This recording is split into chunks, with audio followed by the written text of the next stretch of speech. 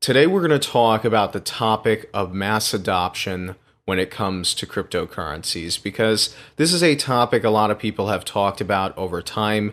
It is a popular topic of discussion among cryptocurrency enthusiasts who often believe that blockchain technology will replace many legacy technologies. And as a result, this will cause the prices of cryptocurrencies to soar because to many enthusiasts, the blockchain technology and the rewarded cryptocurrency for producing blocks is inseparable. Without this reward, there is no secure decentralized blockchain. And while other forms of blockchains exist, such as permission blockchains like Hyperledger, these blockchains take a significant amount of decentralization away, which is often touted as the single greatest benefit of public permissionless blockchains like Bitcoin. However, a key question that's often avoided by most crypto enthusiasts is whether or not decentralization and mass adoption is compatible. So let's start there. While decentralization offers better control over privacy data and often has better security, there are some serious downsides as well. And notably, performance will generally become worse for a decentralized system because in order for it to work, it must reach consensus among all of its participants. Now, this is a relatively easy task to achieve in a centralized system where any participant will be able to look to a central authority for information related to the state of the system. Now, the downside here, of course, is that the central authority is easily corruptible or vulnerable to attack. In a decentralized system, participants rely on a set of rules to achieve consensus on the state of the system. There is no central authority to request this information from. And for Bitcoin, this set of rules is mostly governed by the proof of work algorithm, the process of creating blocks, and the chaining of these blocks to create the blockchain. Proof of work is a way to fairly, and it turns out not to be so fair, but it attempts to fairly distribute out the responsibility of creating blocks for the network based on computing power or hash rate. And this is a critical role because these blocks are appended together to create the blockchain that we all talk about, which acts as the end-all, be-all authority for Bitcoin and most other cryptocurrencies. Now, technically, for any particular cryptocurrency, there is multiple blockchains. When I refer to the blockchain, I am referring to the longest one with the most work put into it. This is the one that is accepted by all the nodes, which are just computers on the network, or sometimes referred to as participants, and they are used by these nodes to accept the current state of the system, or understand the current state of the system. You'll note that this process is much more complex than it is for a centralized system, as it is important in a decentralized system that all the nodes agree without any of them having authority over another. In other words, they're all equals. There's an odd analogy that might help in understanding why decentralization is simply less efficient. Imagine that there's two crowds, and they both are comprised of 1,000 people. You have one goal with both of these crowds. You want them all to say the same word, and it can be any word at all, at the same time. In the first scenario, you have a central coordinator who stands in front of the crowd, and he shouts over a microphone the word that they should all say. And let's say that word is dog. Now, unless this crowd is particularly rowdy, and we're going to ignore that possibility because it actually is feasible in a computer setting, it should be a fairly simple task for the entire crowd to repeat the word dog and win the challenge. For the second crowd, there is no central coordinator. Every member in the crowd has a sheet of paper that tells them the challenge, that they're all supposed to say the same word at the same time. So what happens? Well, a few people say the first word that comes into their mind, and then their neighbors start repeating that word. And naturally, a few groups will begin to form, and they're all chanting different words. And then these groups will start to meet up against each other, and they will say their word until one group gives up and starts chanting the other word. And eventually, we'll have this cascade effect where everyone will get on the same page and say the same word.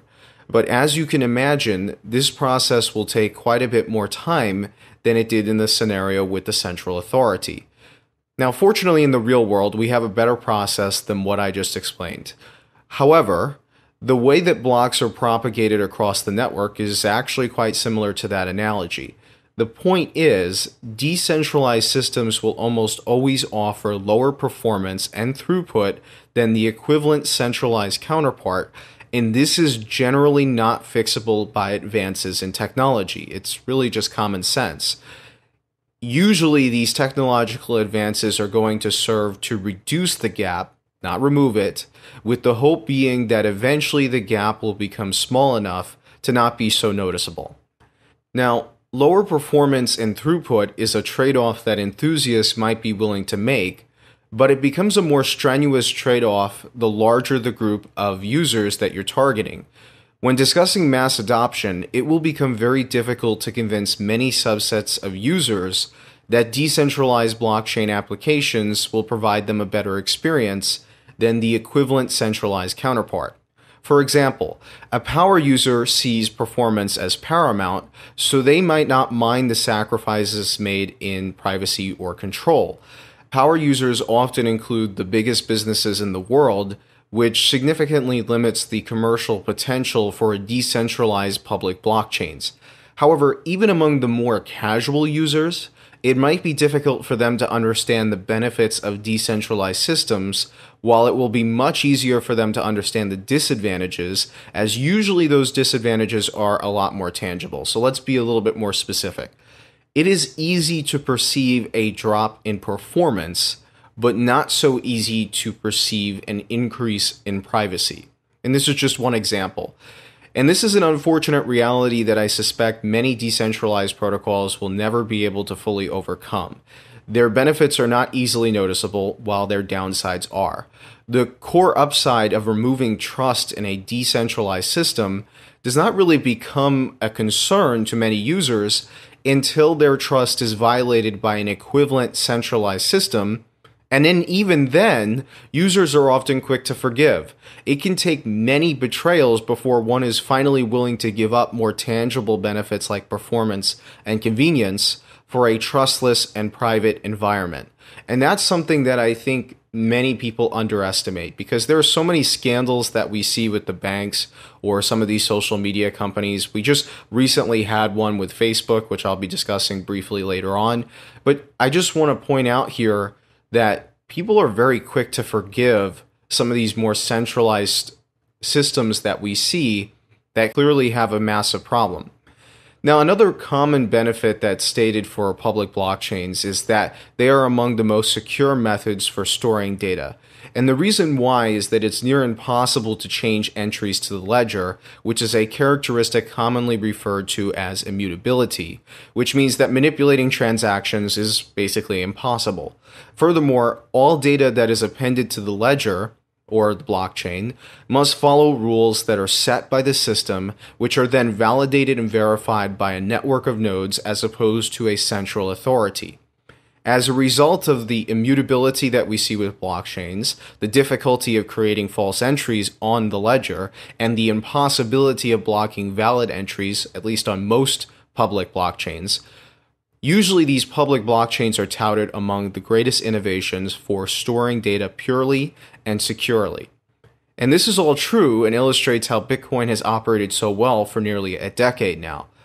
However, while this type of security is far beyond that of a centralized system, which can easily fall apart when compromised, such as the high-profile Equifax hack last year, this powerful security also has downsides too that, yet again, are more visible to most users than the upsides. Notably, any careless error on the user's behalf will result in a loss of funds, as transactions in most public blockchains are irreversible. That's, of course, disregarding special events like bailouts or a hard fork like Ethereum did. In other words, the ultimate security that blockchain provides can also work to lock you out if you make even the slightest error, and there is no central authority that can correct such mistakes. Although, ironically, again, the second largest cryptocurrency, Ethereum, proved that wrong for better or for worse. And that's part of the reason why so many people believe that Ethereum Classic is the, so to speak, true Ethereum. We're not going to get into that here, but I just want to point that out. Then there's the fact that most cryptocurrency storage is arguably less secure than a bank account. And I say arguably because theoretically, of course, a brain wallet is going to be impossible to crack unless, you go grab a crowbar and force them to tell you. Otherwise, you have some other options as well, like hardware wallets and paper wallets and cold storage in general, which will be very secure. However, there are many issues with storing cryptocurrencies that seriously hinder them from ever becoming acceptable for the mainstream if they remain as is. First and foremost, we mentioned earlier that ultimate security, where transactions are reversible and impossible to block if valid, also works against you because it means if any malicious individual gains access to your funds through any means, and that does include just breaking into your house and stealing your paper wallet, for example, those funds are now theirs, period. And secondly, many individuals are technologically incapable of the current methods available for securely holding cryptocurrencies. For example, I've seen situations where an individual will have a secure form of storage like a hardware wallet and then store their mnemonic phrase in hot storage, which defeats the purpose of the hardware wallet in the first place, basically. And this will likely become better over time, although it is worth noting you can only stupid-proof things so much to prevent disasters. At some point, there has to be a way to correct them, at least if you want mass adoption, which I think that decentralized protocols are generally not going to be well equipped to do. We've already seen with Ethereum where just the idea of a recovery protocol is being fought against, and that's in a cryptocurrency or crypto asset that's already fairly centralized. So it's just something that's worth noting. Even with the more secure methods of storing cryptocurrencies, if you have any desire to pass that wealth on to anybody in the unfortunate event of your death, you must immediately sacrifice a significant amount of security, to the point where it's probably considered financially imprudent to hold any amount that is substantial, if that wasn't already true based on the volatility and the nascence of this particular asset class. In other words, what I'm really trying to say here is that the security that so many people talk about when they discuss public blockchains, it's a very double-edged sword. You put it into the wrong hands, and you're just going to end up with a seriously injured swordsman. And I know these analogies just keep getting better. The real lesson here is that there is a very special type of user that is required for truly decentralized public blockchains. And this user is patient. They value privacy and data control to a level that I think most normal people would consider weird, as in they're like a conspiracy theorist. And they also understand the trade-offs and are willing to accept any losses due to user error. They're willing to sacrifice convenience, and they're willing to sacrifice performance. And when you consider the number of individuals who truly fit that profile, I believe it's a rather small crowd in comparison to what you hear from many enthusiasts. The adoption of decentralized blockchains is often compared to the adoption of the internet. Many doubted the internet at first, and it later ended up shaking the foundation of the economy as we know it and the world as we see it. Will we see the same for Bitcoin and its decentralized peers? Unfortunately, I heavily doubt it. At least not the way that people think it will. For mass adoption to be possible, a certain level of centralization is going to be required to aid in that performance and convenience gap. And see just what happened with the internet, for an example. And that then begs the question of where on the spectrum should a service or application be? How decentralized do you need to be to reasonably protect the data and privacy of a user while offering them competitive performance, convenience, and support? And for the use case of money, it should theoretically be as decentralized as possible because a trustless and secure environment should be paramount above all else for financial transactions where real value is directly transferred. Yet, as we've discussed previously, creating this environment also leads to some serious compromises that many users won't be willing to make, especially as they've gotten used to being careless due to being handheld by the likes of credit card companies, the banks, and PayPal, as well as a variety of other fintech companies. Perhaps the question that we should be asking isn't whether or not we are going to achieve mass adoption or when we're going to achieve mass adoption. And perhaps we should instead be asking the question of when will Bitcoin and other cryptocurrencies be ready for the group of users who fit the characteristics that we defined previously. That is, that they are patient, they value privacy and data control, and they understand the trade-offs associated with decentralized solutions. This is a difficult question to answer because arguably they are ready now for this type of user. Cryptocurrency wallets are obviously difficult to secure, and the cryptocurrencies exchanges are very risky given the required central custodianship on most of these exchanges. So one could argue that the advent of better wallets and decentralized exchanges with real liquidity is when we'll finally see crypto ready for adoption. However, most advanced users are aware of these risk factors and they're willing to accept them, which, by the way, is the key difference between them and less advanced users. However, there is no denying that even for the most passionate of Bitcoin and cryptocurrency users, it is still frustratingly difficult to pay for most goods or services with Bitcoin. Whether it is because of block times, network congestion, the graphical interface, the number of merchants who accept it, the complexity of returns, the price volatility, or the additional fees that come with utilizing Bitcoin, there is no shortage of reasons why many people don't use the currency today. When is that all going to change? Assuming, of course, that it will change. This is going to be difficult for a lot of you to hear, but my bet is roughly 20 years, although note that the practice of predicting the future tends to be a futile one.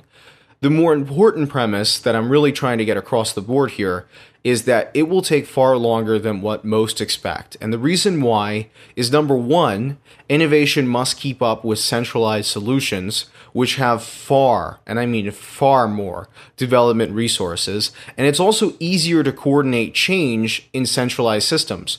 With a decentralized system, it's difficult to change because you have to reach consensus among the nodes, which can be difficult to reach for controversial updates, while a centralized system, really, they can just force all nodes to update regardless of their desire.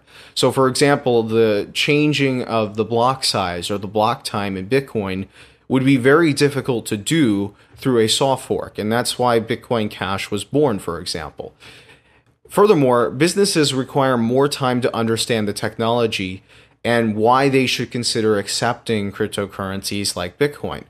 Users themselves also require more time to understand the benefits and the downsides of utilizing a decentralized solution. We also need to see drastic improvements in crypto storage, as well as graphical user interface and the overall ease of use for most cryptocurrencies. And finally, there are some X factors we're going to discuss later in this video that will require some more time to play out, although it's worth noting that 20 years is a relatively short frame of time for these X factors we're going to discuss briefly here. Furthermore, we shouldn't expect that decentralized solutions are for everyone, as some might lead you to believe when they discuss the idea of blockchain bringing along Web 3.0, where we move all current applications to the blockchain. Instead, these solutions are best suited for those who are deeply concerned about control over their data and are willing to sacrifice some convenience in exchange for privacy, security, and I mean that on a macro level, because obviously on a micro level, there's a lot of security concerns in cryptocurrencies, as well as peace of mind. Now, there are a number of reasons why this video could be wrong, and I'd like to address those briefly, mainly two particular ones. First and foremost, the first world society is becoming increasingly tense over the topic of privacy and data controlled, in a world where we are dominated by internet giants like Facebook, Amazon, and Google. The recent situation with Facebook and Cambridge Analytica, where data stored on 50 million individuals was accessible and used by a political data firm, and really is this any surprise, has illustrated just how relevant the topic of privacy is today. However, both investors and users have a tendency to get over such scandals as time passes, and sometimes they get over these scandals relatively quickly. The question is, where will the tipping point be, or will greater regulations potentially start to cripple these businesses, such as the General Data Protection Regulation that we are seeing in the EU? There are some websites out there that will allow you to look up your name, and you'd be amazed at the amount of information that is publicly available about you. And at what point will society feel violated enough to change? Even then, that is assuming that society decides that they do want to change, there is no certainty that people will come to decentralized blockchain applications. It should really come as no great surprise if people simply move from one central solution to another. And obviously that new solution is going to promise not to follow the same mistakes of their predecessor. Note how we're already starting to see governments talk about the use of permission blockchains for complete and absolute transparency, which is the opposite of privacy. In other words, we are already having a movement in the blockchain space where the governments and large corporations are aiming for complete financial surveillance on all economic activities, big or small. Talk about a big brother type of move. And this is very confusing for the public because there's a massive difference between permissioned or private blockchains and permissionless or public blockchains, yet both are simply referred to as blockchain. Furthermore, up until this point, we've been just assuming that public blockchains have privacy. But this isn't really true. Bitcoin, for example, is only pseudo-anonymous and can easily be analyzed, as the NSA has proven. Even Andreas Antonopoulos, who is one of the greatest pro-Bitcoin speakers, has discussed time and time again that there is not enough privacy in Bitcoin. And the same holds true for many other cryptocurrencies as well. I believe that privacy will undoubtedly become one of the greatest debates of the 21st century as we enter the age of big data. As storage costs decline and as machine learning improves, the benefit of storing data will increase as the ability to turn that data into information becomes both easier and faster. Data dredging will no longer be as large of a concern as, through deep learning, computers are going to be able to identify poor statistical relationships, and as a result, there's likely going to be little disadvantage in collecting the maximum amount of data possible. Now, this is an extreme scenario, the fear scenario, and a lot of people are going to bring this up to you when they try to convince you why decentralized solutions are relevant. Obviously, there's always good intentions behind the collection of data, such as displaying more accurate advertisements or improving a product for users. Whether or not the privacy debate reaches its pinnacle soon, or whether or not decentralized protocols are the place that the public turns to, is a complete unknown. Nobody really knows. However, if it were to occur, we would likely see adoption far beyond what I speculate in this particular video. The other X factor I want to talk about is the third world. One of the consistent defenses for Bitcoin, along with other cryptocurrencies, is the ability to bank the third world and also protect them from unstable governments. The first world has financial services that extend far beyond what is available in the third world, which largely contributes to the economic disparity between the two. Part of the issue in banking the third world is implementing the architecture and figuring out appropriate regulations. Furthermore, it is not too profitable for the banks themselves, so there's little incentive for them to be set up in third world countries. Bitcoin and other cryptocurrencies can help solve this problem because something as simple as a mobile phone is all that is needed.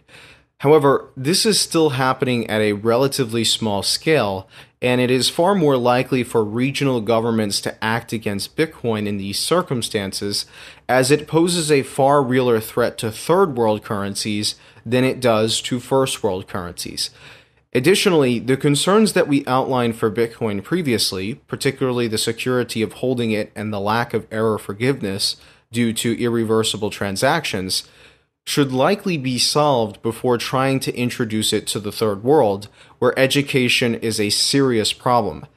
I personally find it difficult to believe that a decentralized protocol will be simple enough for the third world to utilize safely, but it is possible, and they have the greatest incentive to figure out how to use such protocols like Bitcoin due to government oppression, economic hardship, and capital controls like we are seeing in Venezuela and Argentina. If the third world were to adopt decentralized public blockchains as a way to achieve socioeconomic freedom and increase financial service availability, then naturally adoption would scale far beyond the limitations that I've discussed in this video. Now, there are a number of other X factors that I'm leaving out, but the two I listed here in terms of privacy and the third world are the key ones that I wanted to discuss. All in all, decentralization is a valuable and rare characteristic that public blockchains offer, but most individuals aren't fully aware of the trade-offs associated with it. And I suspect that mass adoption may not be plausible at all until the gap between centralized and decentralized solutions becomes minimal, which is going to be very difficult to do because far more resources are being allocated into innovating centralized systems. However, Bitcoin and other cryptocurrencies appeal to a subset of users that value their privacy and control over their data above all else, including performance and convenience. And even for this subset of users, unfortunately, I still suspect it could take as long as 20 years before we see real use because, number one, it's going to take a while to narrow the gap between decentralized and centralized solutions to an acceptable level, even for more passionate users. Both businesses and users need more time to understand why they should accept and use crypto. We still need to streamline cryptocurrency storage and make it far safer than it currently is. And the ease of use as well as overall interfacing with the blockchain must improve drastically, otherwise it will remain too uncomfortable to use for most users. For example, who wants to deal with copying and pasting addresses? That is literally the most heart-thumping thing I've ever had to do. There are some potential trends that could result in larger scale adoption than what I expect, such as the fight over privacy and banking the third world. However, these are predictably unpredictable trends, and it is difficult to comprehend how Bitcoin and other public blockchains will fit into that future. Some industries and applications will be better suited for decentralized solutions and therefore could see higher levels of market saturation than implied in this particular video. For example, I think gambling is an industry where removing trust is massive enough for a public blockchain to do quite well. However, I believe this video covers the greater overall themes of public cryptocurrency mass adoption. In future videos, we might venture further into identifying industries where public blockchains are best suited. I just want you all to keep an open mind and be cautious when investing in this new asset class, as always. I hope you guys enjoyed this video. I know this was slightly longer than most of my videos, but I really wanted to discuss this idea of mass adoption and how decentralization may actually hinder that process. So I would love to hear what your thoughts are. As usual, if you did like the video, there's a couple of places I'd love for you to check out. Number one, I post on Twitter a little bit more frequently than I do on YouTube, just kind of give my updates there. And then additionally, if you would like to interact with me, make sure you check out Steemit. There will be an article associated with this particular video that you can read there, and I will also be responding in the comment section there. So make sure that you check that out if you're interested. Otherwise, as usual, leave a like, comment, and subscription. Make sure you hit the bell icon, and I will get back to you as soon as possible. Thank you for watching.